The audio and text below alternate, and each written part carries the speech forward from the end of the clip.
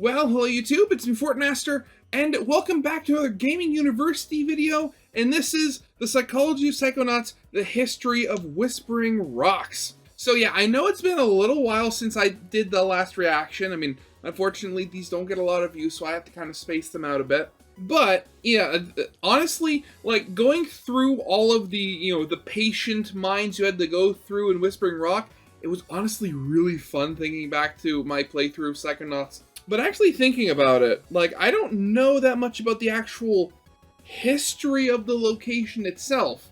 Like, I know obviously it was abandoned, and then at some point, Coach Oleander had Dr. Lobato move in there, and for some reason some of the old patients were still living there.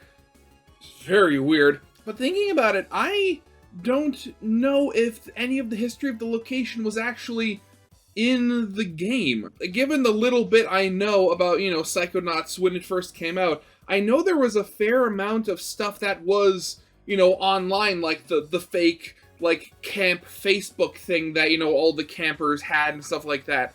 I very much wonder if, the information about the history of Whispering Rock is sort of in a similar vein where, like, it was all, like, online at one point instead of actually being in-game. Also, this is a rather short video. The video itself is only, just over 5.5 minutes long. So, I was initially contemplating kind of watching this as well as the next one, the Milkman conspiracy together, but I decided against it just because, those are two kind of different topics. So I kind of wanted to give, Whispering Rock all of my attention right now. So, yeah, we should probably get this thing started then. So, yeah, of course, as always, original video is linked in the description if you haven't seen it for some reason. Corner video will lead to my Let's Play of the day. And if you like this video or any other video that I make, I would very much appreciate it if you, subscribe to my channel and like the video. All those little things help in the algorithm, and I'm very much hoping to hit 5,000 subscribers sometime this year, hopefully. But yeah, with all that out of the way, let's get this thing started then, shall we?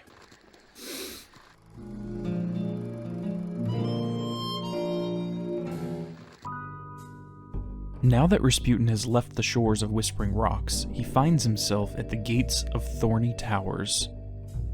The mines inside will be different than those from the other side of the lake. Yeah, they're literally insane. While Sasha and Mia were sane individuals, the patients of Thorny Towers suffer from a wide range of psychological disorders. We are moving into the realm of abnormal psychology. However, before moving to the next world, I feel we should take a step back and discuss the history of Whispering Rocks, as well as Thorny Towers. While this will be a short segment, I feel it will be beneficial in order to fully grasp the context of the future mindscapes.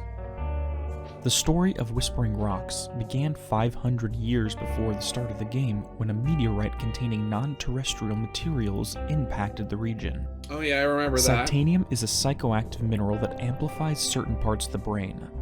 This causes those with psychic tendencies to further develop their abilities. However, for those who are mentally unstable, it will enhance their instability. Think of it like a stone that turns up the volume on existing psychological processes. For some, it helps them develop. For others, it drives them insane. In the late 18th century, the native tribe who dwelled in the region named the material and began making arrowheads from it. Loosely translated, they called the Titanium Whispering Rock. A century later, prospectors came to mine the area, where the name came from. Okay. Shaky Claim. Only one short year later, paranormal occurrences began and drove the settlers to the brink of madness. Honestly, calling the town Shaky Claim, I mean, unless, like, the founder had a real good sense of humor, I mean, why would you call it that? I mean, granted, I say that, and yet there's a town in the United States literally called Hell, so I guess anything's possible. Houston Thorny built the Thorny Towers home for the disturbed in 1905 to deal with the insanity with little to no success. The effects of the Titanium ended up consuming nearly the entire town, and Houston committed suicide by jumping from the tower. Jeez, okay, this is kind of dark. So, I mean, a couple of things. One, like, again, where is this info coming from? Was this from external sources? I'm actually really curious to find out. But two, I mean, it's like, who would have thought? This is like having like lead in the water, but turned up to like 1,000,000. Hey, let's put an insane asylum right in the middle of this, area full of psychoactive materials. The federal government paid the remaining citizens of Shaky Claim to leave and flooded the crater. Remnants of this ghost town can be found under Lake Umblangata. This is the history of the region before the Psychonauts set up a training facility for young psychics. With this in mind, the stage is set for the events of the game.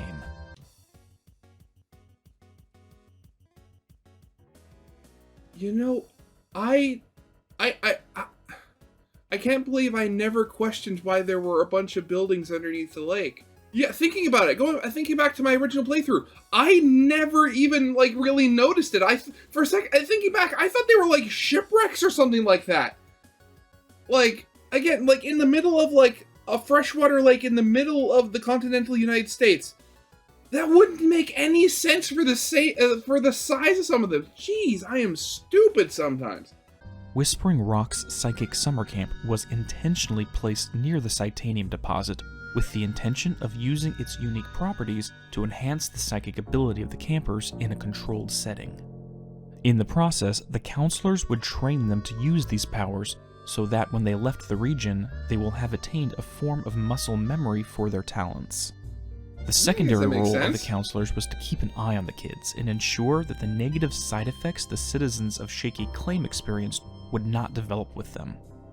However, they did not anticipate that one of their own counselors would suffer from Psychonium psychosis. More so, Oleander had his own mental instability stemming from multiple complexes he developed early in life. Unlike Sasha and Camilla, who were able to keep their own issues in check, Oleander's instability was amplified, which led him to his plan with Dr. Lobato to extract the brains of the campers. Oh. Okay, again, that's one of those things I never... Again, where did they... I'm honestly wondering, where did they get this information from? Because I don't remember anything being said in-game that Oleander was specifically being driven mad by the properties of the Psychonium. I guess that would make sense as to why he's relatively a lot more normal in Psychonauts 2 when he's, far away from the camp and where the Psychonauts HQ is in the mined-out quarry that's already, pretty much depleted of Psychonium. So, okay, I could see that. Interesting. On the flip side, Ford Kruller suffered a psychic trauma that left his mind shattered. The effects of the mineral deposit focused his mind, taking a man suffering from multiple personalities and making him sane again. This shows the Psychonium is a double-edged sword. It can have both positive and negative effects. Humans are not the only ones affected by Psychonium, though. Oh god, the psychic bears. No, I don't remember. Yeah, I remember that. Various mutations. Residue from the meteorite fragments made its way into the food chain and altered the wild animals in the area. Cougars developed pyrokinetic powers. Bears grew large and learned how to telekinetically move things with their mind. Squirrels became highly intelligent, rats would explode with confusion gas, and a turtle learned to speak and blast things with its mind. One thing to remember from all of this is that anyone in the region is susceptible to effects that cannot be entirely quantified. This brings us back to Thorny Towers. Positioned in the center of Lake Umblangata, it is situated over the crater site where the meteorite first impacted. Oh, so it's right on top. Those who reside inside the tower are given the full brunt of the Psychonium's effect. Since all of them were unstable before being committed, their respective psychoses are amplified. Complexes that may seem commonplace lead to chaotic and sometimes violent behavior. This is what Raz will soon find as he approaches the tower gates. The next 4 mines he encounters are extra chaotic due to the Psychonium's power. I'm sure many of you know just how much so. Yep, we I will begin remember. this discussion in the next video on the mindscape that displays this chaos to the fullest, the Milkman Conspiracy. See you then. Oh god, the fun part. Again, honestly, I mean, where was this lore, put? Because I'm honestly very intrigued by that. I had never even considered the fact that, that Oleander was, his already existing problems were just amplified by the Psychonium, which, because I remember, I don't remember if it was from here, but I do remember hearing specifically that, oh yeah, Psychonium can exasperate, existing, mental problems. But I had never even connected the dots that was possible. And also, the whole thing of, the town underneath the lake. I never even questioned it. Thinking back, I don't even think I really noticed it. All I remember was, oh, there's a bunch of junk at the bottom of the lake, and there's some old wood. People pollute. I can be so oblivious sometimes.